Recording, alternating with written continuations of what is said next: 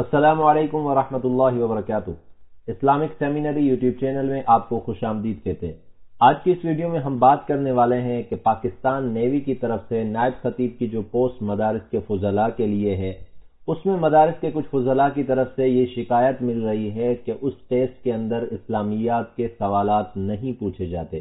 تو آج کی اس ویڈیو میں ہم بات کریں گے کہ کیا یہ بات واقعی سچ ہے۔ اس کے علاوہ بہت سارے اہم سوالات کے جوابات ہم اس ویڈیو میں دیں گے۔ مثال کے طور پہ نائب خطیب کے ٹیسٹ میں درس نظامی کے اکثر طلباء فیل کیوں ہو جاتے ہیں؟ کیا اس ٹیسٹ میں اسلامیات کے سوالات نہیں پوچھے جاتے؟ اس ٹیسٹ میں کس قسم کے سوالات پوچھے جاتے ہیں؟ ٹیسٹ کو کس طرح سے پاس کیا جا سکتا ہے؟ اس کے علاوہ بہت ساری اہم معلومات اس ٹاپک سے ریلیٹڈ۔ تو ہمارے ساتھ بنے رہیے گا، ویڈیو کو آخر تک دیکھیے گا، اور اگر آپ اس چینل پہ نئے ہیں تو کائنڈلی اس چینل کو سبسکرائب کر لیں، ویڈیو کو لائک اور شیئر ضرور کریں۔ چلیں ویڈیو کو اسٹارٹ کرتے ہیں۔ سب سے پہلے ہمیں یہ چیز سمجھنی چاہیے کہ اس ٹیسٹ کے اندر کتنے اور کون سے ٹیسٹ لیے جاتے ہیں۔ تو سب سے پہلے انٹیلیجنس ٹیسٹ لیا جاتا ہے، اور اس کے دو پورشن ہوتے ہیں، وربل انٹیلیجنس اور نان وربل انٹیلیجنس۔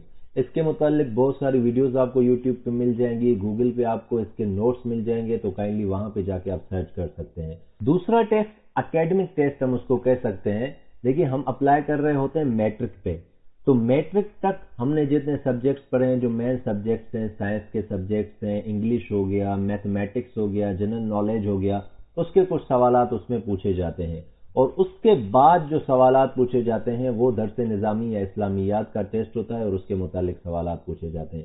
اب آتے ہیں کہ ہمارے ساتھی اس میں اکثر فیل کیوں ہو جاتے ہیں، اس میں فیل ہونے کے اسباب کیا ہیں؟ تو سب سے اہم چیز کہ ان کو طریقہ کار کا پتہ نہیں ہوتا، کیونکہ سب سے پہلے ٹیسٹ لیا جاتا ہے انٹیلیجنس کا، اور انٹیلیجنس ٹیسٹ جو پاس کرتا ہے اس کے بعد وہ اکیڈمک ٹیسٹ دے سکتا ہے۔ یاد رکھیے گا، اگر کسی نے انٹیلیجنس ٹیسٹ کو کلیئر نہیں کیا تو وہ اکیڈمک ٹیسٹ نہیں دے گا۔ اسی طرح انٹیلیجنس کے بعد اکیڈمک ٹیسٹ دینا پڑے گا، وہ جو پاس کرے گا اس کے بعد اس کا ٹیسٹ ہوگا اسلامیات کا۔ تو ہمارے بہت ساتھی چونکہ انٹیلیجنس ٹیسٹ کلیئر نہیں کر سکتے تو ان کو اسلامیات کے سوالات نہیں دکھتے، اسی طرح اکیڈمک ٹیسٹ بھی کلیئر نہیں کر سکتے، ان کو بھی سوالات نہیں دکھتے۔ اس لیے یہ غلط فہمی پیدا ہوتی ہے کہ وہاں پہ اسلامیات کے سوالات نہیں دیے جاتے، حالانکہ وہاں پہ اسلامیات کے سوالات دیے جاتے ہیں۔ تو معلوم ہوا کہ بنیادی طور پہ وہاں پہ 3 ٹیسٹ لیے جائیں گے، انٹیلیجنس، اکیڈمک اور اس کے بعد اسلامیات کا۔ تو جو انٹیلیجنس کلیئر کرے گا وہ اکیڈمک دے گا، پھر وہ اکیڈمک جو کلیئر کرے گا اس کے بعد وہ اسلامیات کا ٹیسٹ دے گا۔ انٹیلیجنس یا اکیڈمک میں فیل ہونے والا اسلامیات کا آگے ٹیسٹ نہیں دے سکتا۔ اسی طرح سے ہمیں پتہ نہیں ہوتا کہ سوالات کی ترتیب کیا ہوتی ہے، تو اس کو ہم بیان کر چکے ہیں پہلے ہی، اور یہ شکایت بھی ہوتی ہے کہ اس ٹیسٹ میں اسلامیات کے علاوہ دوسرے مضامین کے سوالات دیے جاتے ہیں۔ تو ظاہر سی بات ہے، آپ نے میٹرک پہ اپلائی کیا ہے تو میٹرک کے سوالات تو ضرور آئیں گے۔ اب آتے ہیں مختصر خلاصے کی طرف۔ تو اس کا خلاصہ یہ ہے کہ اگر ہم نے نائب خطیب کے ٹیسٹ کو پاس کرنا ہے تو ہمیں انٹیلیجنس ٹیسٹ کو بھی دیکھنا ہوگا، ہم نے میٹرک تک جو مین سبجیکٹس پڑھے ہیں ان کو بھی تھوڑا سا دیکھنا ہوگا، اور اس کے بعد جا کے آپ کا یہ ٹیسٹ ہوتا ہے جو اسلامیات کا ٹیسٹ ہوتا ہے۔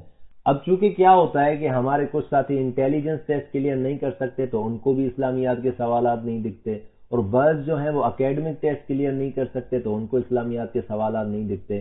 یہاں سے یہ چیز ذہن میں آتی ہے کہ شاید نائب خطیب کے اس ٹیسٹ میں اسلامیات کے سوالات دیے ہی نہیں گئے، حالانکہ ان کا جو پیٹرن ہے وہ یہ ہے کہ آپ پہلے انٹیلیجنس ٹیسٹ کلیئر کریں، اس کے بعد ہی آپ ایلیجیبل ہوں گے اکیڈمک ٹیسٹ کرنے کے لیے، اکیڈمک ٹیسٹ کلیئر کریں، اس کے بعد آپ اسلامیات کے سوالات کا جواب دیں گے۔ تو اس طرح کی مزید انفارمیٹیو ویڈیوز دیکھنے کے لیے ہمارے چینل کو سبسکرائب کر لیں، ویڈیو کو لائک اور شیئر ضرور کریں، اور کمنٹ میں ضرور بتائیے گا کہ آپ کو ویڈیو کیسی لگی۔